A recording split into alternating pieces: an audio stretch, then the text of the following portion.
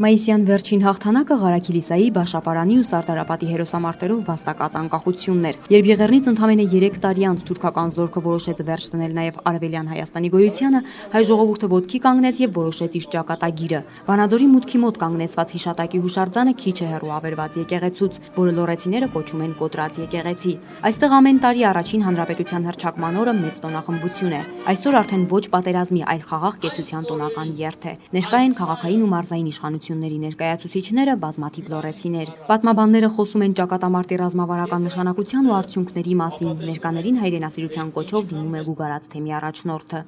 Այսօր համախմբվել ենք այս ուխտավայրում ոգեկոչելու եւ տոնախմբելու մեծ Ղարաքիլիսայի հաղթանակը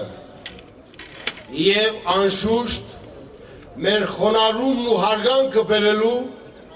բոլոր այն հայորդիներին, ովքեր իրենց կյանքը զոհաբերեցին հանուն Հայաստանի, հանուն հայ ժողովրդի, հանուն անկախության։ Մինչ 1918 թվական եւ այդ օրերի անդրադառնալը մենք անպայմանորեն պետք է հիշենք, որ դրանից 3 տարի առաջ տեղի էր ունեցել Արևմտյան Հայաստանի հայության կոտորածները։ 1.5 միլիոն նահատակներ ունեին, ավիրված քաղաքներ ու շեներ, կործանված ու խոնարհված եկեղեցիներ ու մշակութային օջախներ։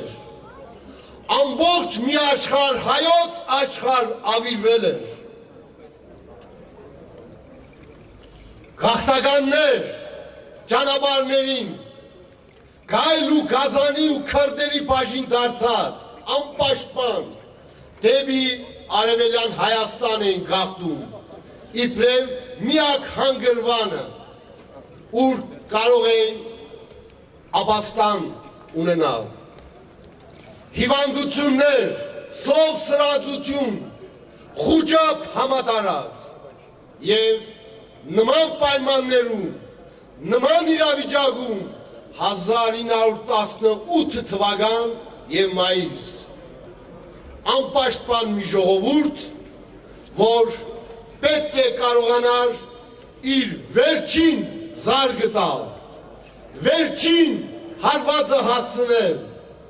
իր գոյությունը, իր տեսակը, իր երկիրը պաշտպանելու համար։ Համայն հայությունը ծանր օրհասական վիճակում էր եւ մեկ բան էր մնում հայությանը, հետադարձ հայացք գցել իր անցյալին, ուժ առնել անցյալից եւ համախմբվել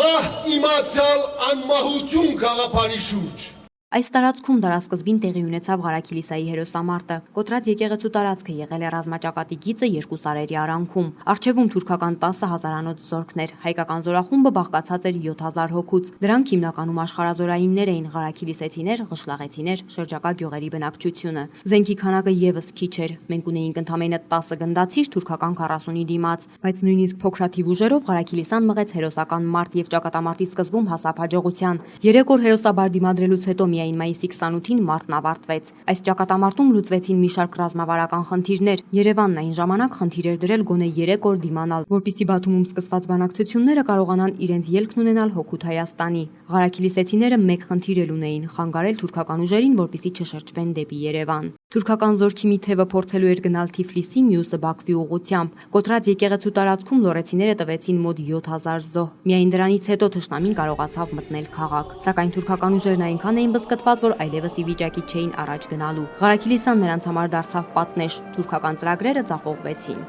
Մեկ րոպե լռությամբ երթի մասնակիցները հարգում են ընկածների հիշատակը։ Գուգարաց թեմի առաջնորդ գերաշնորհ Տեր Սեփու արքեպիսկոպոս Շուլջանի գլխավորությամբ կատարվում է հոգեհանգստի կարգ, ապա ծաղիկներ ու ծաղկեպսակներ են դրվում հերոսների պատվին կանգնեցված հուշարձանին։ Հերմինե Զարմանյան, Վազգեն Մինասյան, Մոլորակ։